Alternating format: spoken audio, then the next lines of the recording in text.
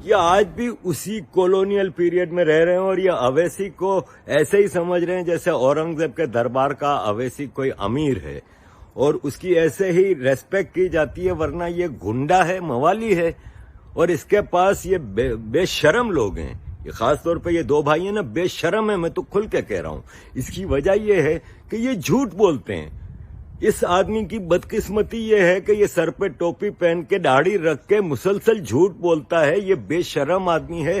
اگر ذرا بھی اس میں غیرت ہوتی نا تو اس کا رویہ یہ ہوتا کہ یہ جب بھی کسی انڈین ہندو کے سامنے جاتا، خاص طور پہ میڈیا میں، تو یہ یوں ہونا چاہیے اس کو، اور اس کو معافیاں مانگنی چاہیے۔ جو 500 سال 600 سال اس کی قوم نے اس قوم کے اوپر جو ظلم کیے ہیں، اس کے اوپر میں کہہ رہا ہوں، میری قوم نے، وہ اس کو ڈینائی کر سکتا۔ آج کہہ رہے وی ڈونٹ ہیو اسپیس، وہ اسپیس بند تم لوگوں نے کیا ہے۔ اس ملک میں رہنے والے 20-22 کروڑ مسلمانوں کے لیے دروازے تم لوگ بند کر رہے ہو، وہ اسپیس ختم تم لوگ کر رہے ہو۔ نہ کرو ایسا۔ اس دیش کا میجورٹی مسلمان وہ نہیں چاہتا جو تم چاہتے ہو۔ تم تو اس لیے چاہتے ہو کہ تم کو اس کے بدلے میں حلوے مانڈے مل رہے ہیں۔ تم تو اپنی حلال کا کر رہے ہو اپنی روزی کو، کیونکہ جس کا کھاتے ہو اسی کا گاتے ہو۔ تم کہتے ہو کہ ہم کہاں جائیں، تو ہم کہاں جائے کے بچے، تو وہ کیوں بنایا تھا پاکستان تم لوگوں نے؟ واپس کہو گے کہ ہم نے نہیں بنایا تھا۔ ابے بنا کے سسٹین بھی تم لوگوں نے کیا تھا۔ نظام حیدرآباد تنخواہیں دیتا رہا ہے کتنے عرصے تک پاکستان کے سول بیوروکریسی کو، قائد اعظم کو خزانہ بھر بھر کے دیا ہے تمہارے نظام حیدرآباد نے۔ تم کہہ رہے ہو تم لوگوں نے نہیں بنایا، جاؤ ادھر پھر، اگر تم لوگوں کو یہاں پہ اسپیس نہیں مل رہا۔ ورنہ اسی دیش میں ڈاکٹر عبدالکلام کو اسپیس نہیں ملا کیا؟ ہائیسٹ اسپیس دیا ان کو اسی قوم نے۔ آج بھی ہے نا۔ اب تم کہو گے کہ یہ ہندوؤں کی چمچاگری کر رہے ہیں جیسے میں کر رہا ہوں، تو اب تم لوگوں کا مسئلہ یہ ہے کہ آج تک ہندو اپنے حق کے بارے میں بات ہی نہیں کر رہا تھا، تو تم لوگ یہ سمجھ رہے تھے کہ یہ لوگ تو فارغ لوگ ہیں۔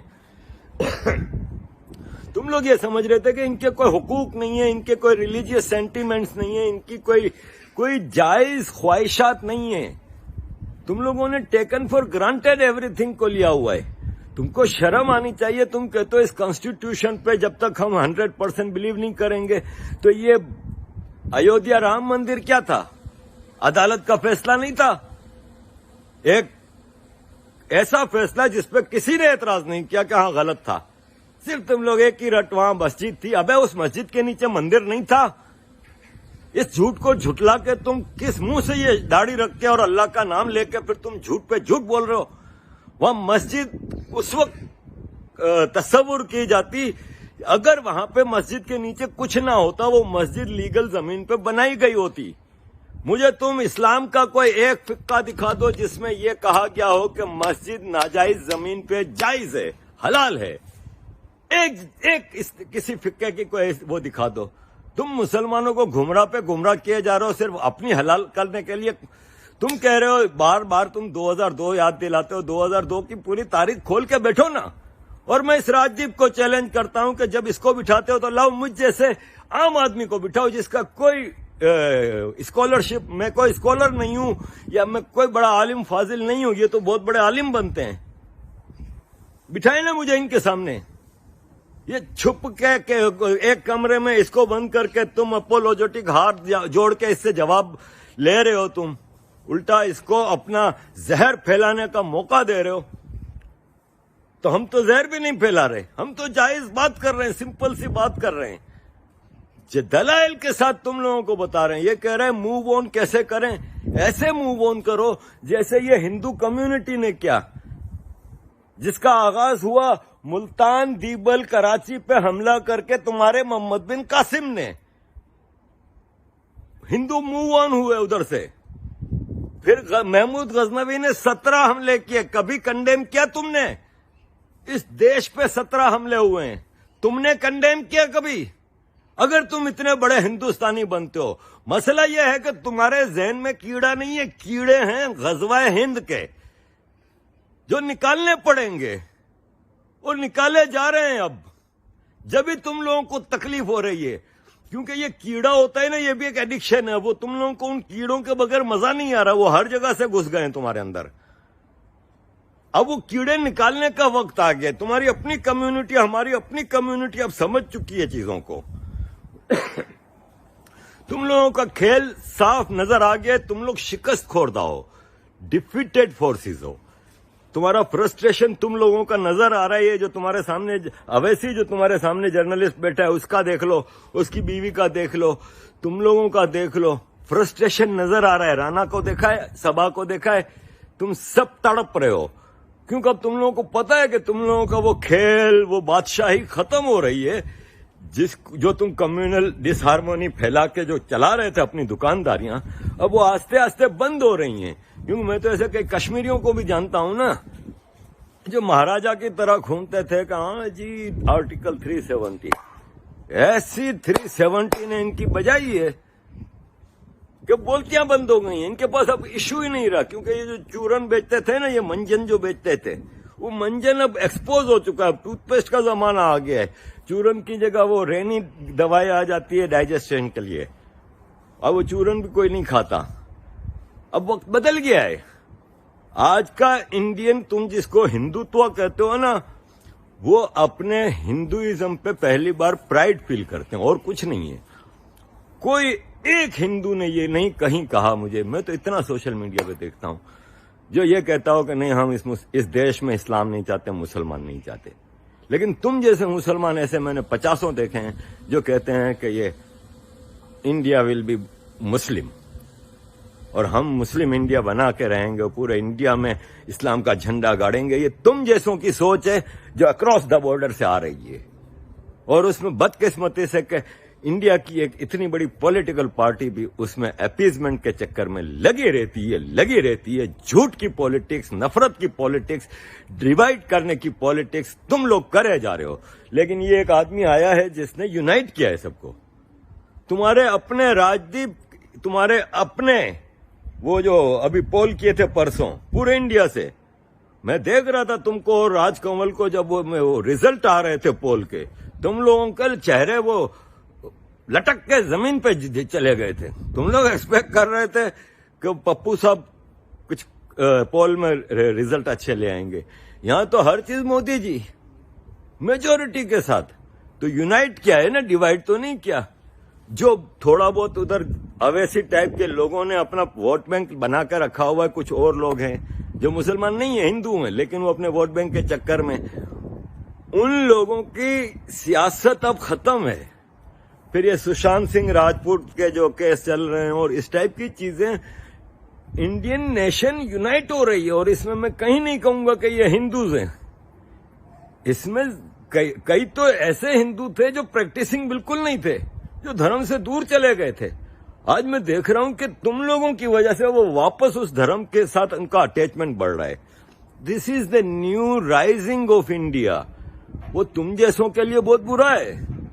اب تم کو تو اسپیس نہیں ملے گی. تم کہہ رہے ہو نا مجھے اسپیس چاہیے, تو کہاں ہے اسپیس, ہمارے لیے نہیں چھوڑی. تو وہ نفرت کی اسپیس ختم ہوتی جا رہی ہے. ادھر وہ نفرت کی اسپیس بالکل بند ہوتی جا رہی ہے. اب تم لوگوں کے لیے کوئی راستہ ادھر بچا نہیں ہے سوائے اس کے کہ اس حقیقت کو مانو کہ یہ تمہارا دیش ہے.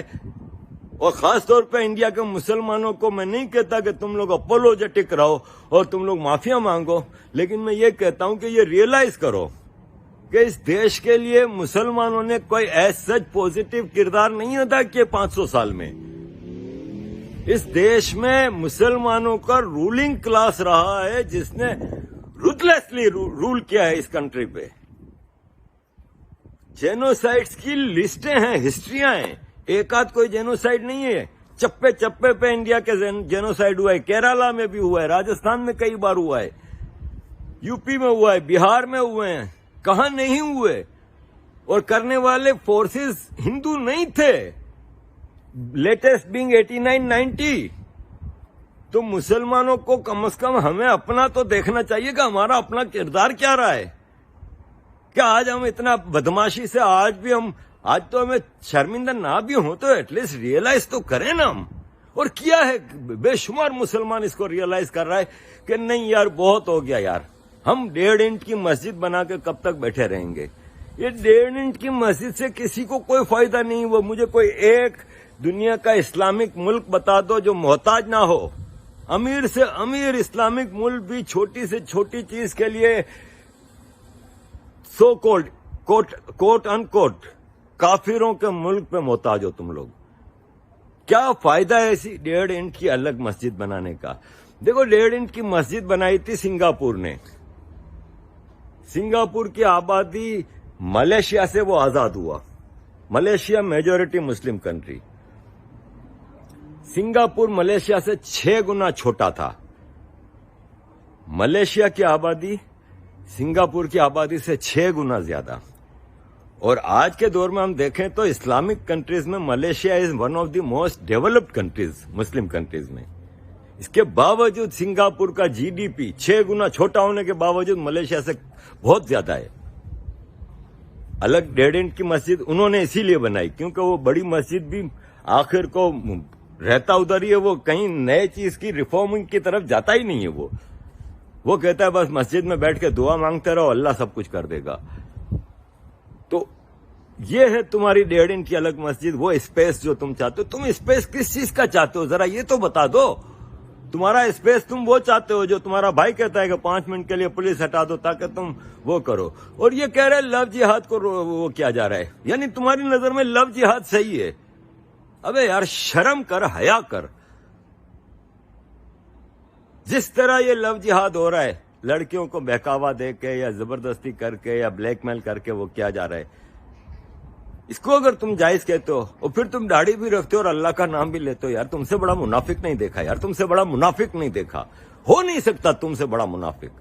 بڑے بڑے میں نے دیکھے ہیں پاکستان میں, انڈیا میں اتنے بڑے بڑے منافقوں میں تم کو تو میں سرتاج سمجھتا ہوں, منافقوں کا سرتاج.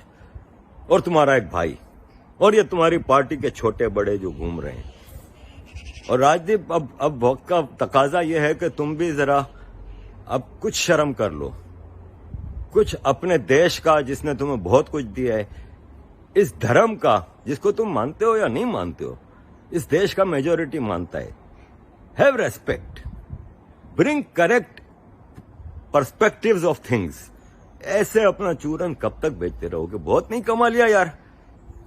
باقی یہ ہے کہ میں کڑوا بولتا ہوں, کوشش کرتا ہوں کہ صحیح بولوں. اگر اس میں غلط ہوں تو آ جاؤ. تمہارے پاس تو پلیٹ فارم ہے, میرے پاس نہیں ہے. یا میرے پلیٹ فارم پہ تو تم اتنے بڑے آدمی, ہمارے پلیٹ فارم پہ تو آؤ گے نہیں.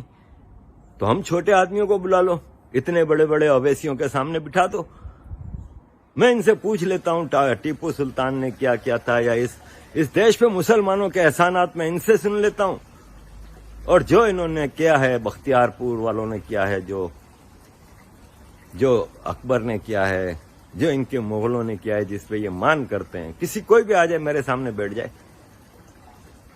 اگر میں غلط ہوں تو ثابت کر دو. ادھر تمہارے ہی چینل پہ بیٹھ کر معافی مانگ لوں گا کہ اویسی صاحب غلطی ہو گئی, میں غلط تھا. واقعی مسلمانوں نے تو اس دیش پہ بڑے احسان کیے ہیں, یہ ہندو ہی احسان فراموش ہے. میں مان کے غلطی آگے بڑھ جاؤں گا اگر مجھے کنونس کر سکتے ہو, ورنہ کچھ شرم کر لو.